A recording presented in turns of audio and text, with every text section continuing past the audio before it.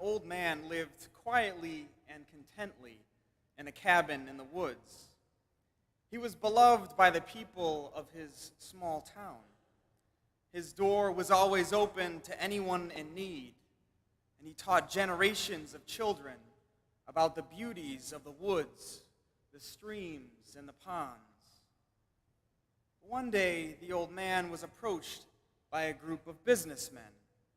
It turns out there was a vein of copper that had been discovered on his land, and they wanted to buy his property.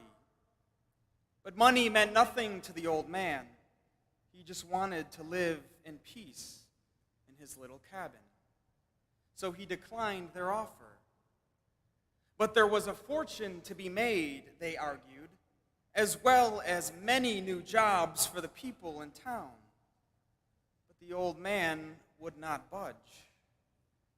When the other people heard about the copper and the prosperity it would bring to their town, they turned on the old man.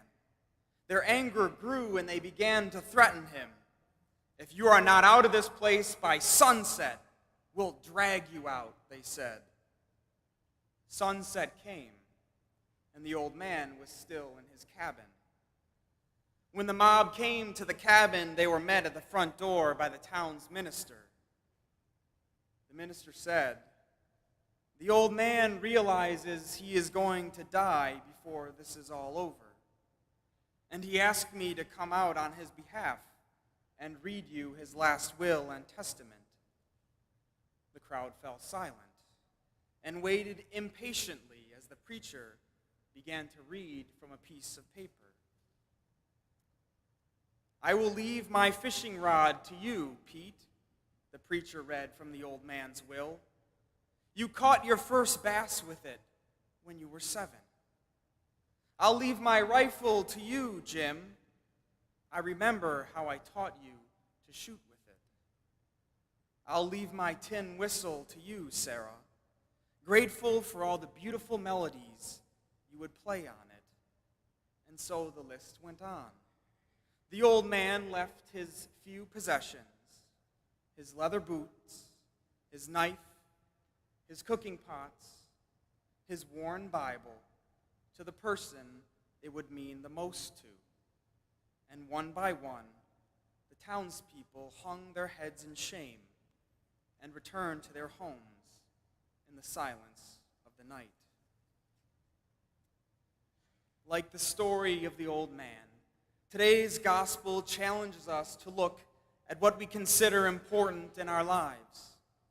Is it the amount of stuff we have amassed in our barns? Or is it the more important things in life? The things above, the imperishable things which cannot be taken away. The old man risked his life to help his neighbors understand true wealth in their own lives. In a similar way, Jesus calls us to take inventory of our lives and the things that clutter them, and he challenges us to refocus our attention on the things of God. We see this invitation clearly in all three of our readings, but especially in the parable of the rich man.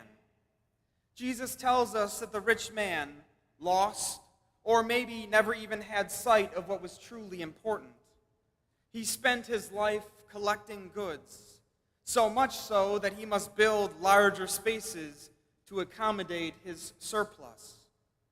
But in his attempt to secure his life in this world, he failed to attend to his relationship with God. Notice that Jesus does not condemn this man simply because of his wealth. Instead, the rich man's mistake and the source of his foolishness comes from his greed. It drives him to gather more and more without concern for much else.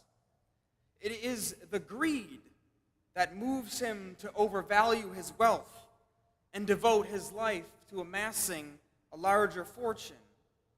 It is this greed that binds him, that blinds him to what is truly important in life.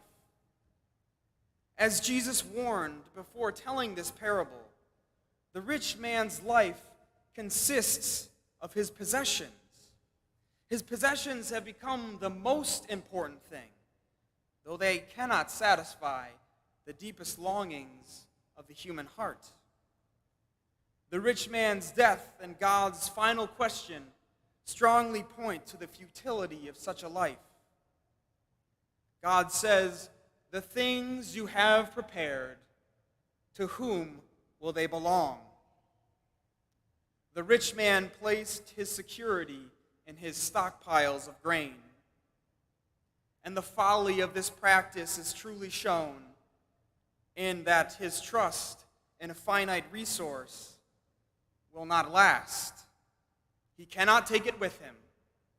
It will eventually decay and rot away.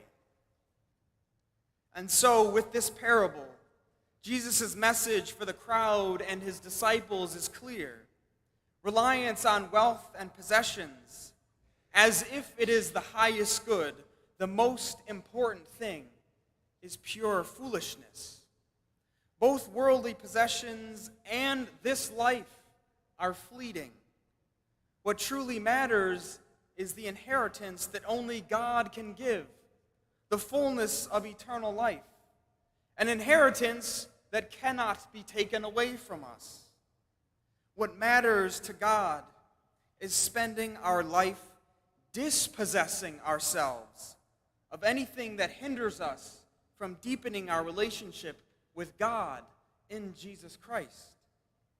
Like St. Paul says to the Colossians, it is working to take off this old self with its evil desires in order to live with a new self in the image of our Creator. So today, just as the old man challenged the townspeople to consider what is most important, and as Jesus challenged his disciples to do the same, we too are invited to consider these most fundamental questions. To what have we committed ourselves? What is most important in our lives? Where are our hearts set? St. Augustine said that we are what we love. And it is that love that governs our actions, our desires, and our pursuits. May we then seek to love God above all else, so that as Jesus commands us, we might not be ruled by a desire to possess the things of this world, but instead our love for God will lead us to become rich in what truly matters to God, in the things that cannot be taken away from us, in our eternal inheritance, life with Christ, life with God for eternity.